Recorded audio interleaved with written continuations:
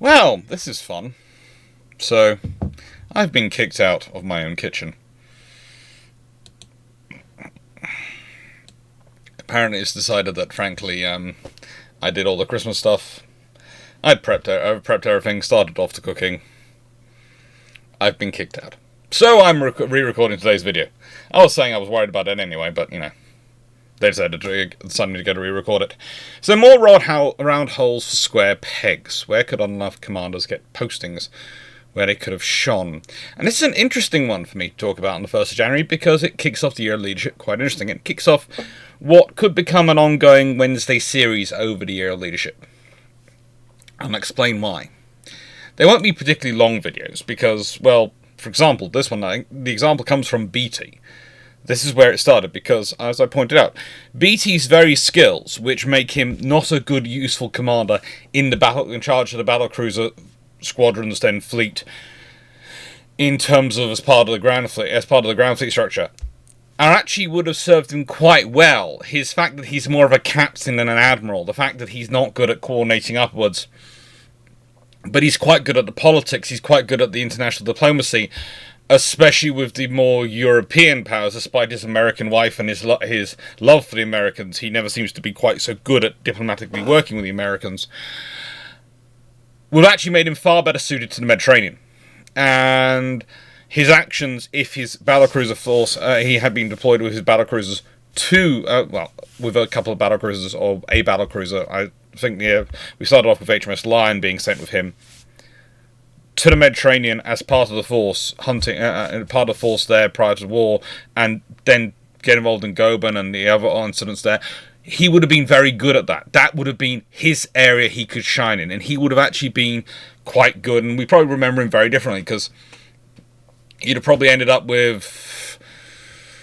well, there's a lot of different arguments of who would end up. My personal instinct is he'd have ended up with Hood, because they're looking for certain characteristics in a commander of the force, and whilst there are technically others, there are technically others who could have done. Sturdy being the normal example we'd point to. My suspicion is that Hood, considering his background, his name, his heritage, and what you need for national morale at that point, and coming as he does from very successfully commanding the forces off the coast of the Western Front, at the beginning, opening the war, Belgian coast, all the battles there, I have a feeling he would have ended up becoming the commander of the battlecruiser force, because part of the criteria you're looking for is someone who's going to look dashing on camera and is going to be good for national morale. I'm sorry, it always is, once you're dealing with a certain level of command.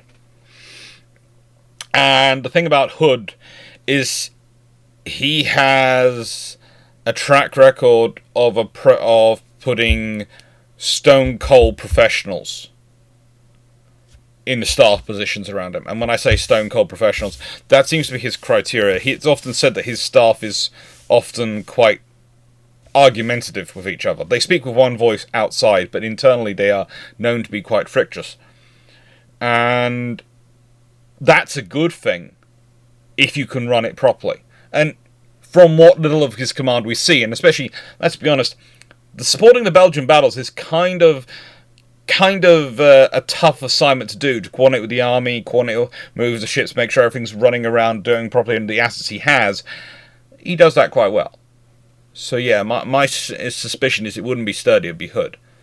Mostly because Sturdy is put up into a more senior position in the Grand Fleet, as he's one of the insurance commanders for Jellicoe. If Jellicoe gets killed in a battle, Sturdy's one of the officers in that line.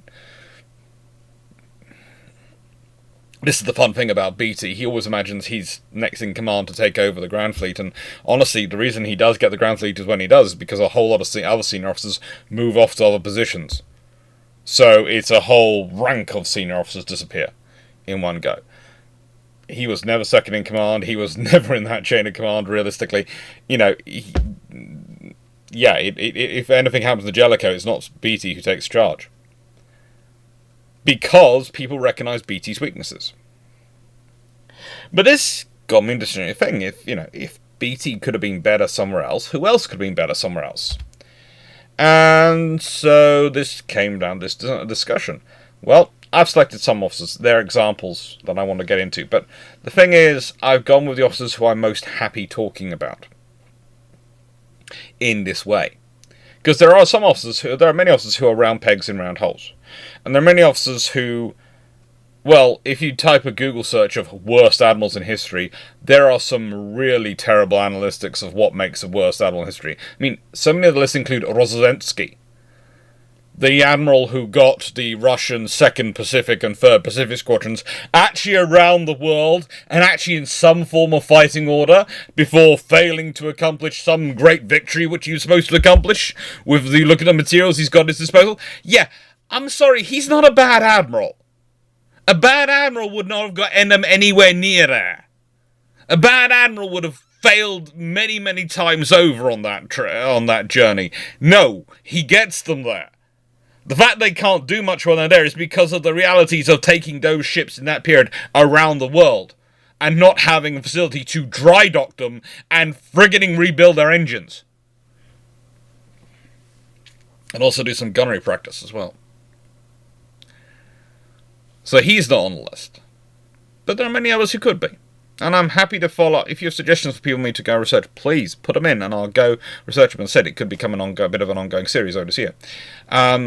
It will be RN heavy to an extent, or rather RN or RN adjacent admirals heavy, i.e. people the Royal Navy's usually fought, because I started off with naval history on that route. Basically, the story of how I got into naval history is I pretty much started off trying to track down what my family got up to in history and what random stuff they'd been involved in. And as you all know the story probably, I ended up getting a PhD because a teacher at school told me as a dyslexic I'd be lucky to even get into university. And yes, to be honest, I'm petty and that stubborn. I am. If you tell me I can't do something and I think I can, I will do it. That is a bad look to realise that you got a PhD out of pettiness and stubbornness. I love history, so that's a good thing, but you know, I didn't get the PhD. When people go, I got this PhD for this very high and glorious reason, then there's me who's sitting going, yeah, I got my PhD because people told me I wouldn't even graduate university and I wanted to prove them wrong. So yeah, I did the whole thing, got the PhD, everything. People then usually go, well, you know, how much debt did you get into? And I go, well, luckily I got funded. The only one I actually went into debt for was my master's. I was very lucky. I got a funded PhD, and I got... Well, when I say funded PhD, I got funding for my PhD. My advice to people who are looking into PhDs and looking at these things is you'll be given a funding list of people who might fund your topic by your university. They don't start with the big, well-known organisations. Go down the list. Go hunting the ones which are least well-known, the ones which are not looked at, the ones which are less prestigious. There are all sorts of options you can look at for this. In the UK, there's an Arts and Historical Research Council. They are lovely, but they're oversubscribed, and they've never said yes to any of my requests for funding under any circumstances at all. And I can't think of any of my friends who've ever managed to achieve funding from them. They do give out a lot of funding, but the thing is, they get so many applications that your chance of getting through are... My funders was actually the Royal Masonic Trust for boys and girls, because I've had family who are Masons. And they were able to fund my PhD, which was very kind of them. Very lovely of them. They were able to support it and support higher education because that is part of their thing. And they went, you know, well, you've lost this family member, who we know from these records were heavily involved in funding your education. We'd like to continue on with that. And yeah, that was the thing. They funded my PhD. They didn't fund my bachelor's. But I went through in the UK at a time when the fees were like $3,000 a year on the student loans, and yeah, I've made some dent in paying it off, but I think I'm still at roughly $9,000 owed on that one. But, yeah, they just take money out of your wages. So it doesn't really worry me. Saying all that, that's explaining a bit about more about my background than I plan to put in here, but it's basically, it's a case of, this is why it's to an extent RN or RN adjacent heavy, because I know most about these admirals. And if you want to make it, it's one thing calling an admiral bad, it's another thing saying, well, they'd actually been better fit here. And there are going to be controversial picks. There are. And probably the most controversial pick is going to be who I'm going to come up with next, because Kimmel. Kimmel is actually a very good admiral. He wouldn't have been chosen for the post he was put in if he wasn't. He's a very, very good admiral. And if he'd been given the right information, actually passed the intelligence information which his predecessor had access to, but had used to argue against the government, argue against their decision making, well, yeah, if he'd had that information, he might have made very different decisions.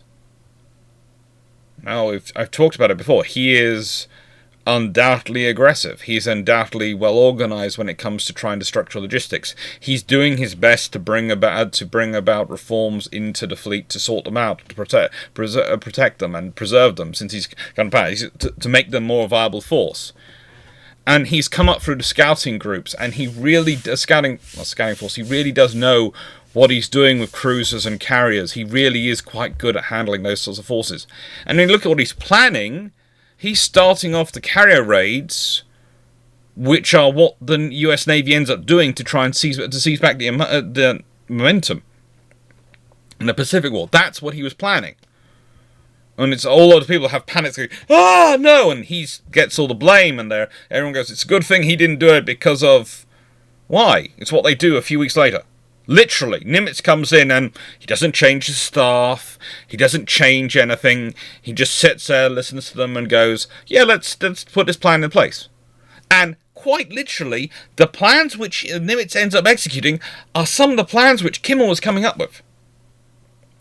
Here's the thing: if you want to replace him as the CNC Commander-in-Chief, and you want to say they take the fall, that's politics. But I think I would have turned around and offered him one of the sub-fleet commands, the task force commands. Because you could do that with the US Navy. Remember, every admiral is technically only a rear admiral, and every other promotion above that is only for the terms in their post. He's down to rear admiral, technically. And he's a good admiral. So putting a carrier battle group, when you consider how the US Navy stuff, you could put Kimmel in the place of Halsey, you could put Kimmel in the place of Spruance, and he'd do a good job.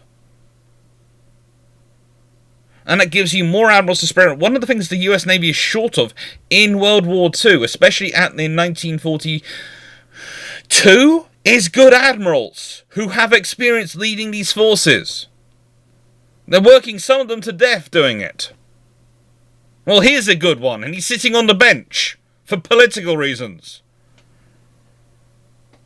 And yes, someone has to take the blame. That's always the way it works in a democracy. In a dictatorship, in any political system, someone has to take the blame. But couldn't you make the narrative that he took the blame, he stepped down, and then he went back to earn back his nation's trust and serve again and continue to serve some more? And honestly, that would probably change the entire narrative. It would certainly change the narrative for his family, but it also would have been useful. I realize this is going to be a bit of a controversial one, because I realize some people do not share the same views of him as I do, but the more I look into Kimmel, the more I look into the situation, the more I just feel that he's a good admiral who's making decisions based on the information he's getting. The fact is, his own government is not giving him the full information they have access to, despite his predecessor having that. And so he makes the wrong decision. But it's the old rule from computers. Garbage in, garbage out. If you don't put in all the information that's required, you will get out an answer which is incorrect. No matter how good the computer is. No matter how good the process is. If the information going in isn't all the information that's available or the required information, you will get the wrong solution. Doesn't matter how good the computer is. With that, let's the Shameless book plug. So, Shameless book plug. Now, this is the part where I get to say thank you to all of you. Where I get to go, woohoo. Thanks to you, this is the second edition. There might even be a third edition if enough of them sell. So please keep on supporting. And it's thanks to you I can do this channel. Thanks to you I can be a public-facing naval historian and do all the work that comes with it. But with that in mind, and this is something which, you know, bears mind to talk about this. This is this year's videos of the Christmas special. They're in the Christmas season. And where they sort of run up to, and some are going to be a bit further into January this year because of the gaps due to IT issues, and there's more IT stuff happening here tomorrow, so we will hope on the live. The live should be fine tomorrow. The Friday video, HMAS Vampire, that is what I'm worrying about, the Friday video now, because that switched around to Friday from Monday, is what I'm now worrying about, but it should be okay. The thing is, so far most of this stuff has been working on a scenario whereby I roughly divide my week into 6 days of 6 working days and Sunday, which you all know is basically lives all day. It's Twitch and then it's brew ships and it's family time, so that's Sunday. Now, traditionally what I've been doing and what I've been working on, a sort of policy of, is that I spend 2 days a week concentrating on books. If I've got teaching work or other things, or they go round it, but there's 2 days a week assigned to that. Roughly 2 full days a week assigned to consultancy work. Now, admittedly, if I have meetings, they could be any day of the week, but that's what I roughly work on. 2 full days, which I assign to do sort of all the research and all the stuff which goes into them. And 2 days assigned to the joy that is YouTube and sorting out that and making sure this is working okay. And those 2 days are, I have to say, I'm a workaholic. I do admit this. I do admit I'm a workaholic.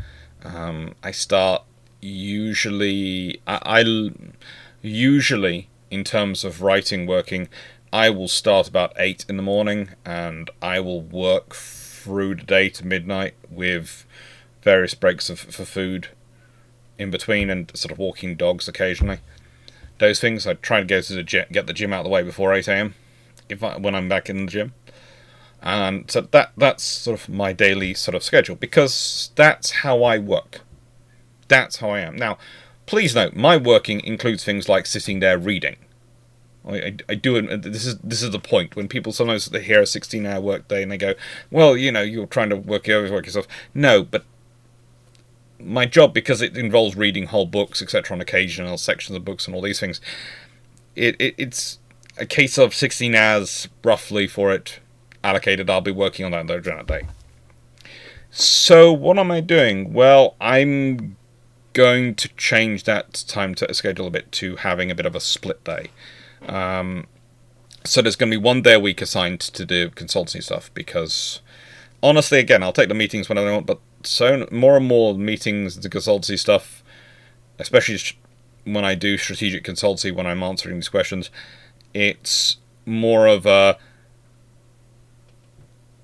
how do I put this, advice on aiming, advice on what things are going to be doing. And it's fun to do, but it's not requiring so much prep time at the moment. I might have to change it as time goes on, but at the moment I think I can cut down the time I've allocated to prep time, because I was sort of doing this anyway. And so officially it's going to go into a sort of 2.5 days a week YouTube, 2.5 days a week writing and doing research and the rest of stuff around the books. So hopefully you're going to see more of that, because that's going to be shifting my time to far more the public-facing historian stuff I do. And yeah, hopefully that's going to lead to a bit of an improvement, a bit of more output, and stuff you're going to enjoy. So yes, I'm hoping this season, as usual, I use the Christmas period to trial out new things and try out sort of new video styles, has improved things. It's like, one of the things I've realized very quickly is that I did a 2 historians recording, and I left the zoom on the wrong screen, because I'm looking happily at the zoom, which was on here, and that means I look like I'm looking away from poor Benjamin Armstrong the whole time. The whole time I'm looking away from BJ, and that's a rude. So I've got to make sure it's always on there, so I look like I'm looking towards them. But the thing was, on the screen when I was looking at them, I was on the other side. And so I thought I was looking towards them, but apparently it only flipped. It was zoom being zoom. But yeah, that's what we're working with, and I hope you're going to enjoy the output. I hope you're going to enjoy the stuff that's coming up. There's a whole lot of videos going to be announced at the end of this in terms of the year of leadership. So yeah, hope you're looking forward to it. So the poor Duke of Medina Sidonia, the Armada. Now here's the thing. He's put in charge after Santa Cruz, the Marquis de Santa Cruz, dies. Santa Cruz was an excellent admiral, and probably one of the few commanders who could have actually pulled things off. But the thing is, Paul Medina Sidonia comes in and takes over a system which has been set up by Santa Cruz. And honestly, that doesn't play to his strengths. You see, if Medina Sidonia had been involved in the organisation of the Armada prior to Santa Cruz's death, maybe as the, I don't know, the senior administrator, some kind of role you give him, so that Cruz still has operational command and this is the administrator supporting it, things would actually have been better. Cruz would have been able to take some time off and might not have got quite so ill and might have actually lived. And B, it would have played to Medina Sidonia's strengths, because he's not an operations officer, but he's an absolutely brilliant, for the period, administrator. And if he had been involved in administrating the fleet and organising the fleet before, and the forces and getting everything organised, and had been involved in that role, then he'd have been far better prepared to step up and take command if necessary. Now, this might be going, well, Alex, this is not the round peg, square hole scenario you're talking about. Square peg, round hole scenario. You know, this is a guy who's obviously in the wrong position for him. The fact is, there aren't any other options. There really aren't many options for Philip to choose from. Yes, he does sort of pick Medina Sidonia because he presumes he's going to do exactly what Philip tells him to do. And the odds are he will do, because he hasn't got experience and operational experience to back up arguing against Philip. He's got the social standing and administrative capabilities to take on the role. But he's not got the command experience to go, Philip, you're talking twaddle. But the trouble is, again, you have him now interceding with the Duke of Parma. And again, if he'd been involved for a longer time period beforehand, he'd probably have a far better understanding of what Parma's up to, and Parma's decision-making process, because they'd have communicated. And whilst it probably would have been interesting communications, the thing is, Medina Sidonia is senior enough that Parma's going to have to treat him as a sort of equal. He might want to not do so, but he can't really argue. He can't. He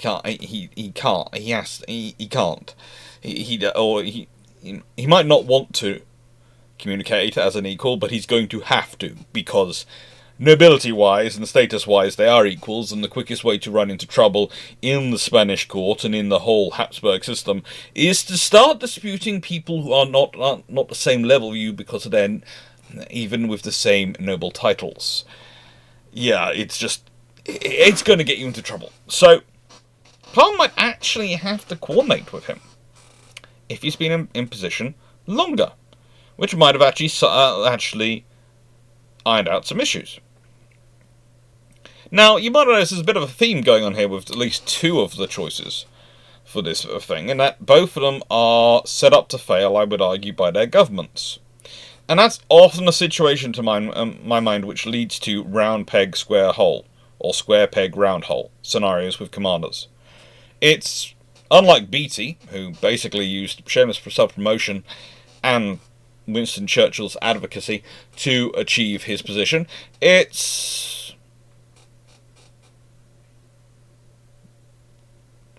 For most of these people, it's what is done to them. You have an officer you are training up, or you have been using for one career path, and suddenly you go, short an officer. We'll put that one in because they're good. But you haven't trained them. You haven't given them any career path that's led them to that. No experience. And to quote my good friend Benjamin Armstrong, BJ, in that lovely, lovely two historians put out on the 31st of December, he has a quote from, I think it was a US Marine Corps general, but I'm not 100% sure. There is many excuses for why you do not have a 23-year-old body. First of all, being not 23. There is no excuse for not having a 3,000-year-old mind. But the thing is, you're only going to have a 3,000-year-old mind in subjects which interest you, and you go and want to research. You might do that by reading, you might do that by experience or talking to people, etc. You're going to do that because of your natural inclinations to get that 3,000-year-old mind. You've got all that body of history, all that body of experience to draw from. I sit here surrounded by books.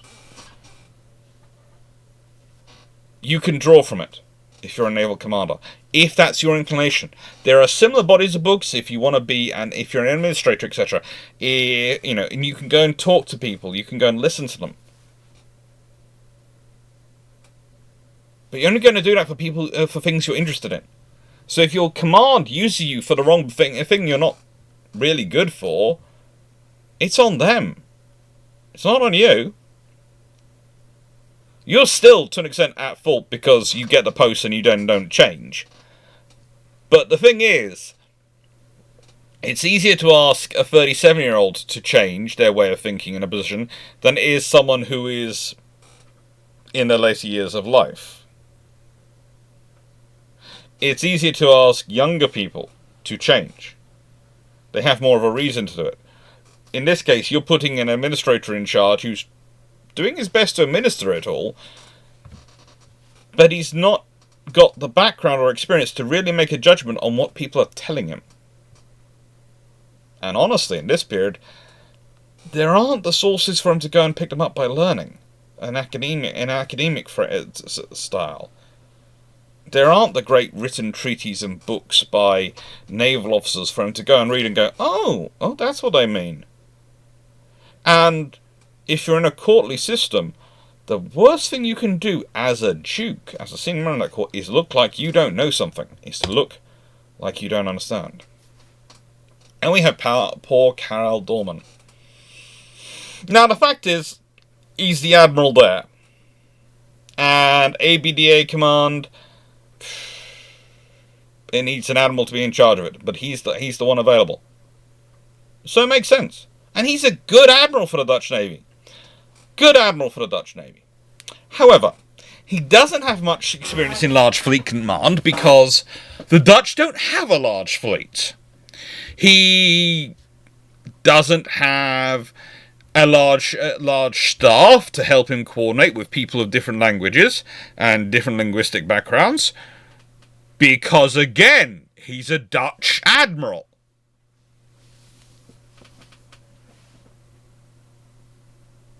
And he doesn't have the ship to accommodate that staff.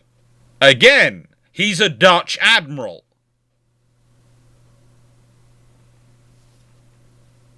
It's very different. If he'd been a Vice Admiral or something more senior, sitting on one of the battle cruisers which they plan to build, with probably a staff of about 100 or so personnel he can grab hold of, yeah, he could have probably done the job really quite well.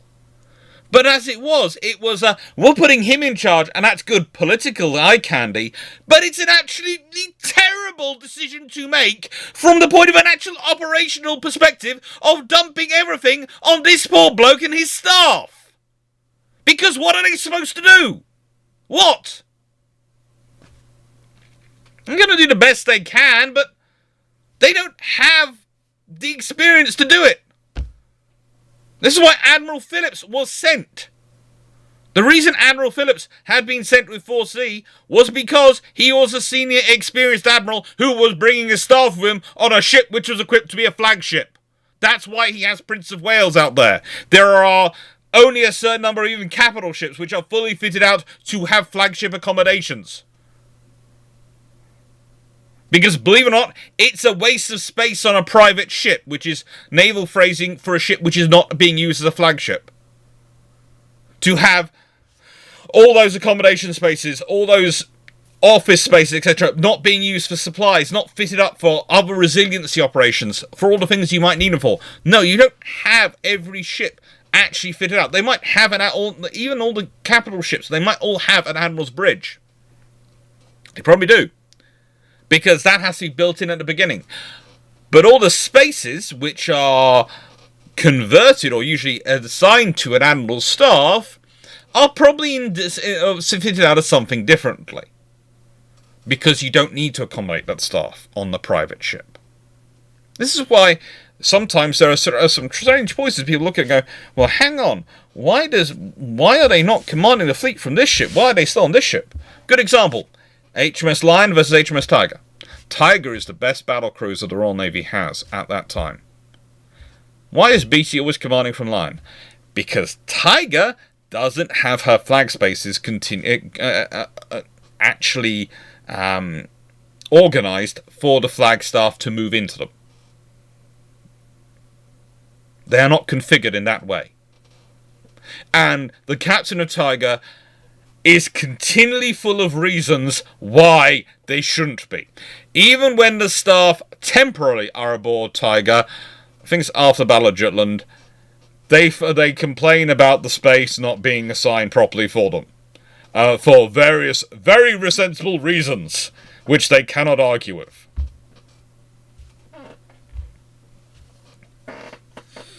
So, here's the thing.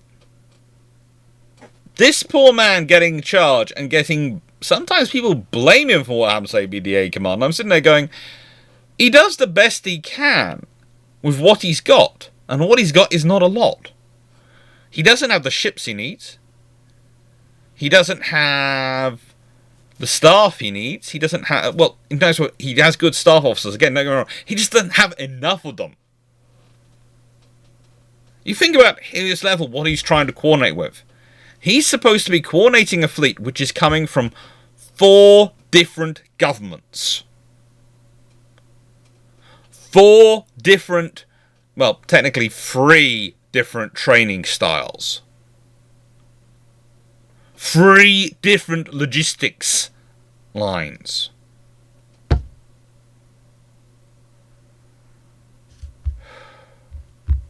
And he's trying to build a fleet out of that? And get that to work together? If he'd succeeded, he'd be a candidate for sainthood. And I'm not joking. I'd be promoting him, the first Protestant saint. Because only divine intervention could make that work. And so therefore he must have the divine on his side. He still does a good job. For what he can do in the situation he is in. It could have gone a lot worse. It really could have done. What is most fitting is this man who had been one of the chief advocates for naval aviation in the Dutch Navy. One of their chief proponents who had learnt to fly before he himself had been stopped flying through injury, etc. Actually gets the first carrier, one of the first carriers the Dutch ever have, actually a HMS Narina, a Narina class escort carrier, but she's made the HNLS Karel Doorman. in his honour. And that's appropriate. And that opens up a whole nother thing. If he had been not deployed on a cruiser, if instead they had, instead of pushing for battle cruisers, had built an aircraft carrier, that would have been another option. And that's a whole interesting thing if the Dutch get an aircraft carrier prior to World War II. Because let's be honest, whilst building a battleship requires a lot of technologies which the Dutch don't actually have and they have to import from other people and get other people, build an aircraft carrier they could have actually done pretty easily domestically.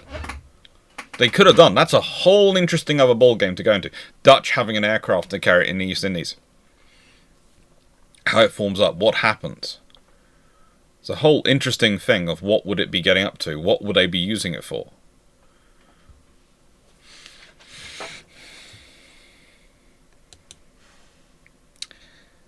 And then we have Gunther Lütjens. Admiral 7 of the Bismarck. Now, here's the thing. Lütjens is a career destroyer man. He is a career light forces commander. Now, he does okay on Shameless and Gneisenau when he takes them out during Norway, and he does a lot of coordinating for Norway, but he's broken to an extent by Norway because the fleet he's built up for his country his destroyer force has been gutted at Narvik and other operations. They've lost the creme de la creme of the people he has been promoting and training.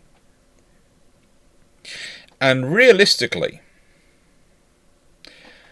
the post he should have been put in is, we need to rebuild our destroyer arm quickly. We need to rebuild our escorts arms quickly. If we're going to have any chance of keeping up capital ships going out to sea, and Lütjens, you're the perfect person to be put in charge of it. But instead, they reward him by putting him in charge of battleships and sending him out without escorts. Now, it's commonly held to treat him with a little level of scorn, which I don't tend to do so, because despite what the movies might claim, he's not that character.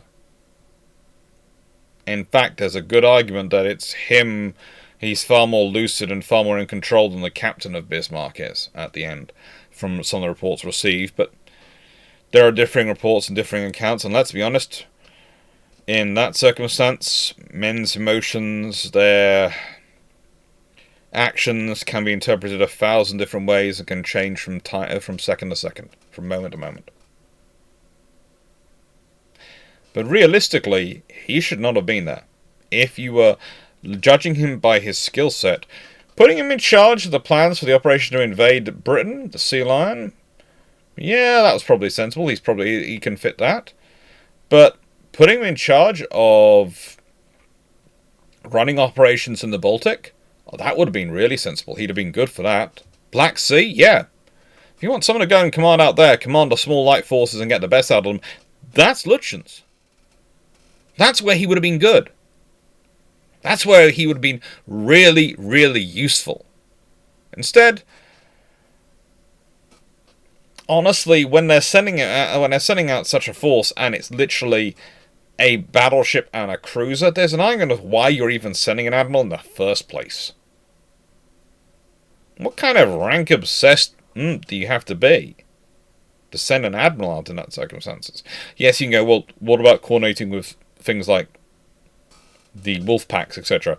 Well, the realistic level of coordination was never going to be that great, because for Bismarck to coordinate with them, she'd either have to be going far too slowly or broadcasting her position, neither of which would be a good idea with the Royal Navy around, because they do outnumber you. Whatever the situation, they outnumber you. And they will be hunting you. And let's be honest, every time Lütjens gets into trouble, it's because he's responding and having to communicate with headquarters, because as an admiral he is supposed to coordinate with headquarters. Whereas if you consider, how did de Grasse be? How did Langsdorff act? Langsdorff acted as if the headquarters didn't exist. As far as Langsdorff was concerned, he was on his own. But the thing is, as a captain, he can do that. As an admiral, you can't. As an admiral, you need to actually be accountable. And you need to be coordinating with your forces because you theoretically have forces. You're not a private ship, you are a flagship because you have an admiral aboard. No. There are other places where he'd been far more useful for the German state. Now we come to another interesting one. So, Muezzinzade Ali Pasha. Muezzinzade Ali Pasha, I think. I keep mispronouncing it, and it doesn't help that the different pronunciations are coming out from three different systems I use to try and get pronunciations are giving me slightly different pronunciations each time. I'd also say that, please note the Battle of Lepanto, sometimes you read it and they've got completely different Ali Pashas involved. Okay, so if you don't recognize this picture, don't worry. That's because this is the right one. They keep giving you a picture of the one from the 19th century. Okay? There's a very different Ali Pasha in the 19th century than there is when we're talking about with the Battle of Lepanto. All the way back in the 16th century. Just a small difference. Just a couple of 100 years between friends. What is that? Anyway. So, he's a Janissary. He's trained in the art of war on land. He's fought being governor of Egypt. He's done all sorts of things. He's not a naval officer. And he's given command of the fleet and the forces which are being used for naval operations as part of the Ottoman-Venetian War, 1570-1573, the conquest of Cyprus. And he's made Grand Admiral because the Ottomans, the Sultan trusts him as an officer, and he trusts him with the banner of the Caliphs, which is, a huge banner. It has text from the Quran and Allah emblazoned on it in 28,900 times in gold letters. Basically, everything is focused there on providing all the incentives to do the best in battle. But the thing is, Pasha is not a fleet commander. He's doing his best with the fleets, but he is basically a soldier who's been given command of the fleets because the Sultan trusts him, not because he's a naval officer. And he tries his best, but the good example from the Battle of Lepanto, where he dies fighting, is that he has orders from the Sultan which are commanding him to engage the enemy, and is getting increasingly displeased that he hasn't engaged the enemy.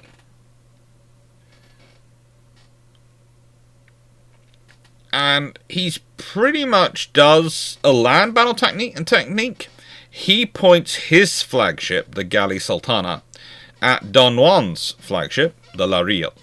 Don Juan, of course, being the commander of the Holy League forces, really. John of Austria. And, yeah. They board. They're both boarding, counterboarding. There's an hour of very, very heavy fighting with reinforcements coming from both fleets trying to board each other's ships, and Pasha is killed. His head's displayed upon a pike. And also the banner is captured. And this leads to the Ottoman fleet's morale basically collapsing. But the thing is, he's doing a perfectly normal tactic. Because if he'd succeeded and killed John of Austria, Don Juan, well, the odds are that does exactly the same thing to the Holy League. So he throws it all on a dice. And you could argue, yes, with their large numbers, they could have done other maneuvers. But the thing is, he doesn't have the experience in naval combat to order other maneuvers. He's got to keep things very simple. And he no longer seems to trust his naval personnel at that point because they're getting him in trouble with the Sultan. And he's the Sultan's trusted soldier. See the problem going on here? It's kind of like Medina Sidonia and a couple of others we talked about. This guy's kind of been set up to fail. You put him in charge because you trust him in one area, but that doesn't mean he has the skills to command in another. A few years ago, it was actually tried by some governments, the idea of Well, let's see if we can't combine forces and make the senior officers generic. Even in peacetime, it was found to cause issues. Even in peacetime, it was found that taking a career land officer and putting them in charge of a fleet at sea didn't work today. Taking a career sea officer and putting them in charge of a division on shore, no, that didn't work either. Because you build up experience. That's why you keep the command structure separate. That's the entire basic argument for the separate services. Is that it's trying to build up that level of experience at the senior levels to be the senior commanders.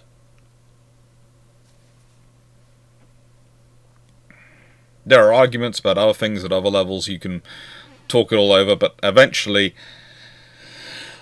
it just makes things a lot more cost effective. It's kind of like maintenance. Okay, if you want to get the most out of your machines, what you theoretically could do is go, right, we're going to put all the maintenance on the weekends, and we're only going to do the maintenance necessary, so we just keep the machines running all the time we can. And that should theoretically make profit. But the trouble is, if you don't maintain the machines properly, they tend to break down, and then that's going to cost you a lot more to fix them and get them working, and that's going to cause a lot more disruption. Because it's both going to cost you a lot more money to fix them, and it's going to still cost you money because you're not producing while you're doing it. In the end, it works out cheaper to do maintenance. It's similar with the separate services and the building up the experience. In theory, you can combine everything and it's cheaper. But in reality, that leads to massive problems, which are going to cost you a lot more money, and you're going to end up probably having to rebuild the separate services anyway. There is a major nation I could point to which went through that experience and is still recovering from that experience. This is the realities of command and of sort of, and a lot of these round peg, square holes, square peg, round holes, depending on how you want to phrase it. Yeah, they are people being put in commands which they're not experienced enough for. And then we have Wilhelm Wittgenstein. Now, you probably haven't heard of him. Or if you have, you've watched mine or Drax videos about the Battle of Tsushima. Or you are one of those people who really loves to read about the Russo-Japanese War. Now, this poor officer is a fairly decent second-in-command as an admiral. And some admirals are. Some admirals are natural fleet second-in-commands. And he's put in charge of the Pacific Squadron when Markov gets killed. When Admiral Markov gets killed... Makarov. I said Markov, didn't I? It's Stepan Makarov. Do apologize. When he gets killed, Wittgenstein pointed in command. Until Rozhdestvensky arrives out there. That's the plan. The trouble is, there's a viceroy there. There is a viceroy. Yevgeny Ivanovich Alexiev, who's also an admiral, and he's an ardently aggressive commander who wants to charge out and engage the Japanese fleet. Now, this is your problem here. You now have an admiral who's not responsible, advocating for an aggressive operation, and the admiral who is responsible isn't senior enough to go, that's stupid to do at the moment, because you're going to throw away the first squadron whilst we're waiting for the second and third squadrons to arrive. The whole point of them arriving is they reinforce us and we reinforce them, so we shouldn't go out till they're here approaching, and then we should go out and meet them and catch the Japanese in between us. We should not make the Japanese life easier by throwing away the first squadron. But no. Alexiev goes, no, we can beat the Japanese. So this guy's arguing against the decision. He's arguing it's a stupid decision to do. But he's not senior enough. And Tsar Nicholas is persuaded by the Viceroy's opinion. Tsar Nicholas, of course, always being the most eloquent and smart strategic minds. And so he gets an imperial writ, pretty much. There are arguments where it's threats of legal action, but I don't think it's much legal action as imprisonment. The legal action might take place later, but it will be imprisonment. And so he sails. He sails. He takes Severich, the Latvian, the Pobeda, the Presa, the Sevastopol, the Polfa, and lots of protected crews and destroyers, and fights the Battle of the Yellow Sea. And gets killed himself. gets killed himself.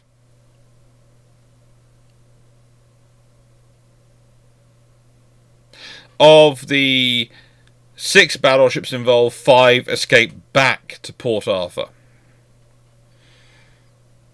plus a cruiser and 9 other 14 destroyers.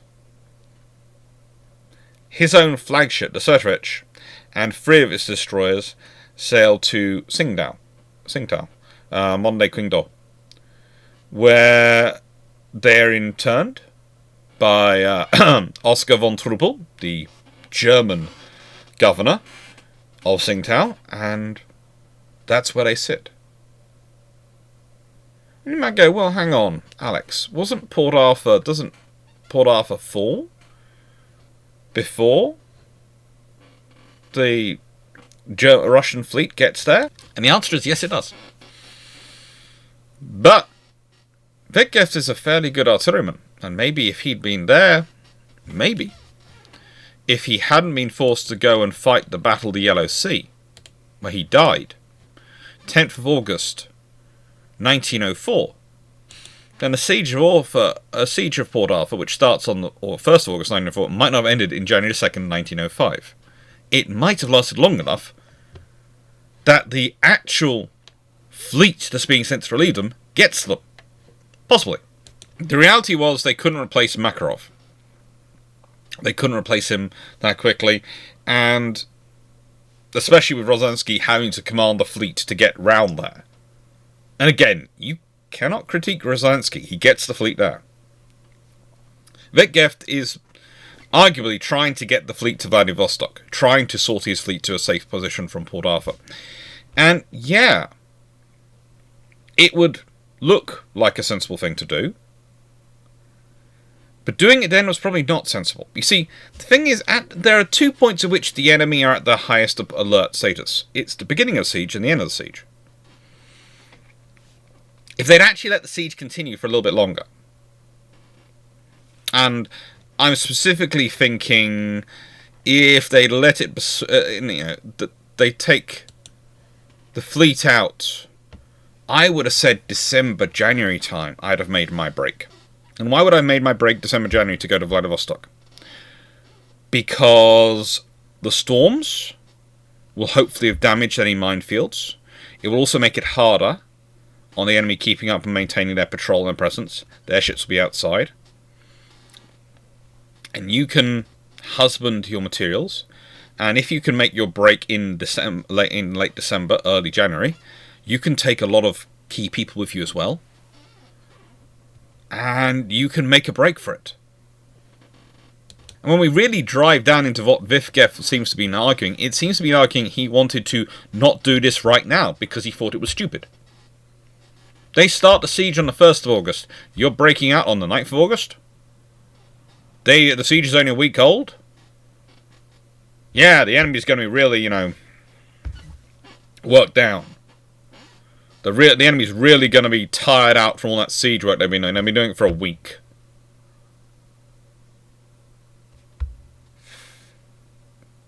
Now, where would it mean better to have him?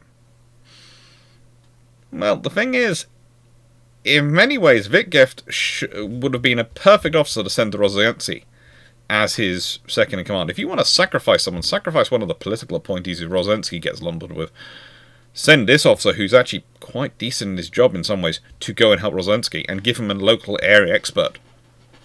Someone who can tell him what the fleet conditions are like out there. If you're not going to listen to him. Put Alexiev in charge of the fleet if he wants to charge out so much. He might actually have changed his tune. I doubt he would have, because he's sufficiently aggressive to make Genghis Khan look like a shy retiring bunny. But, he might have changed. Might have. It's a possibility. He doesn't die till 1917 when he's age 74. In terms of Alexiev, he lives quite a long time, a very long time compared to poor Wittgenstein, who has to go out and lead us. But he does have a habit of, how to put it, being very aggressive about forcing others to deploy. But that's not here nor there, because he's not the commander we're talking about. Although, yeah, considering he managed to live to May 1917, and so many of those commanders who he was so sure were wrong not to be more aggressive, ended up dying on the operations he advocated for. Yeah. Seriously, Russia has some serious issues historically with their senior officers. I'll leave that to one side. There you go. This is another officer who could have been better used elsewhere. And basically today's question, I already covered this at the beginning, is suggestions for more of the officers you think I should look into as you think they could be better used elsewhere. It's not necessarily bad admirals, but it's admirals who could have been used better elsewhere. It's far easier to talk about admirals and captains in that regard, because sometimes there are captains who could have been better used elsewhere. You sit there and go, why is a career cruiser guy being put in charge of a destroyer? Or, why is someone who's an anti-submarine warfare specialist being put in charge of a battleship? Now, admittedly, though, considering the precedent of HMS Dreadnought and the fact the only ship she ever sunk in combat was a submarine, maybe you can see the argument, but I think that's kind of a thin argument. I don't think that carries much water. With that in mind, let's have a look. What do we have coming up? We have the First Admiral, William de Lebon. That's going to be a year of leadership. David Farragut, forging a service. John Jellicoe, leader of Jutland, the 6th of May. And also, but that month is actually an interesting one because it's going to be Shear, Germany's answer. Battle of Tsushima, logistics, learning and application. And Battle of Jutland, all happen in May. May's going to be crammed. Why did I do that to myself? We've got Taiga Haichiro in Japanese Nelson. We've got Recovering from the Junocol, a case study in making sense of the Hoche and other French battle hotels. You'll see there are still some gaps. There's the 11th of March, there's the 15th of April, there's the 16th and 23rd of September, there's the 12th of August. These are gaps which have been left because those are battles I'm still trying to hone in on what I want to do about. Because, as I discussed in Discord, there's a battle, which is a really interesting one, which involves the Teutonic Order and a few other things off the coast of Poland, which is a really interesting command history. But the only sources I have for that currently are my notes, which are from my teaching notes when I taught it, which are teaching notes I inherited from a predecessor who was an absolute specialist in that period and had compiled all the information. And the only books I can find on that topic of battle are not in English. Now, I'm happy to go read books which are written in Polish, etc. I have Google Translate app, I have all those things, I will happily go and do it in a sense, but I don't really want to do something when most of my audience is English speaking that I can't then go, here's a book you can easily go access if you want to learn more. There are people kindly looking this up, and if that works out, then that battle will appear, and there's a few other battles like that. So it's a case of where I can look up leadership examples and interesting examples of them. And of course, we're going to be doing the Year of the Key Leaders through this year. That's a new series which is joining key ships and key aircraft. And key leaders is going to have leaders of all sorts of different ranks. So there are going to be some senior NCOs in there probably as well. There are going to be some there are going to be captains. There are going to be officers, different ranks of officer, because looking at them. And one of the things I am trying to spread through this year is the sort of things of good leadership in terms of leadership as an NCO, leadership as an officer, leadership as an admiral, etc. And some of the battle scenarios I'm going to be talking through different examples of leadership in those battles. So they're not going to be profiles of the battle, they're going to be profiles of the leadership in the battles. So these are the Tuesday videos coming up. Hope you're going to enjoy them, and yeah. Thank you for watching. Hope you have a good year, and hope you're having a fun time. And this will probably be a Patreon premiere, and probably after this is on, I will be on Twitch doing a stream, because honestly, when it comes to the evenings, that's a good use of my time at the moment. Aside from that, or I feel incredibly unproductive. Thank you very much, and take care.